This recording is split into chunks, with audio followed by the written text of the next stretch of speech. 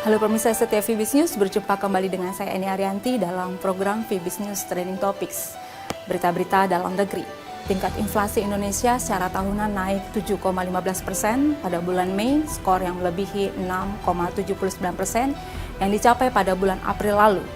Kenaikan inflasi dinominasi oleh harga makanan yang meningkat hingga 7,92%. Selain itu, secara bulanan BPS mencatat inflasi naik 0,50% pada bulan Mei, menyusul kenaikan 0,36% di bulan April. PT Pembangunan Perumahan atau PP dan PT Pelabuhan Indonesia 4 menandatangani perjanjian pemborongan untuk pembangunan dermaga Makassar Newport atau MNP yang bulan lalu di groundbreaking dan diresmikan oleh Presiden Joko Widodo. Di Makassar, PT PP juga mendapatkan proyek membangun superblok milik Lipo.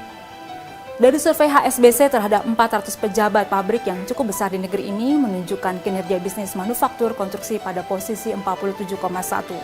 Namun alami peningkatan data dibandingkan bulan April yang saat ini di posisi 46,7. Skor pada bulan Mei tersebut menunjukkan meredanya kontraksi bisnis untuk bulan kedua berturut-turut.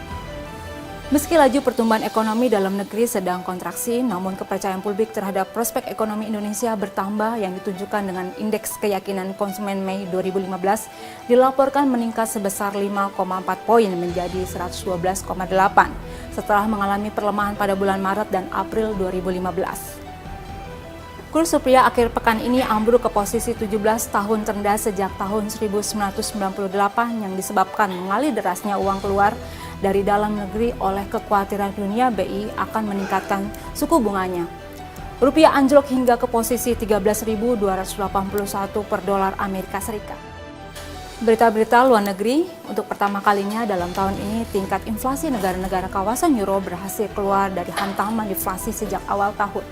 Eurostat umumkan tingkat harga konsumen terhadap 19 negara Euro meningkat inflasi naik 0,3% pada bulan Mei dari tahun sebelumnya. Skor ini meningkat dari data bulan April dan juga merupakan skor yang positif pertama sejak bulan November tahun 2014. Bank Sentral India kembali menurunkan suku bunga acuan untuk ketiga kalinya dalam tahun ini.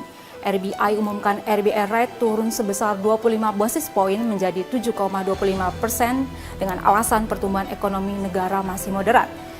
RBI juga menyesuaikan tingkat reverse repo menjadi 6,25% dari 6,50% dan selain itu memutuskan untuk terus menjaga cadangan kas rasio tidak berubah pada 4,0% dan tingkat reverse repo sebesar 6,5%. Biro Statistik Australia melaporkan data keuntungan operasional perusahaan-perusahaan di Australia periode kuartal pertama tahun ini alami kenaikan dari kontraksi data kuartal keempat tahun 2014. Sekaligus merupakan kenaikan untuk pertama kalinya dari 4 kuartal sebelumnya yang kontraksi berturut-turut.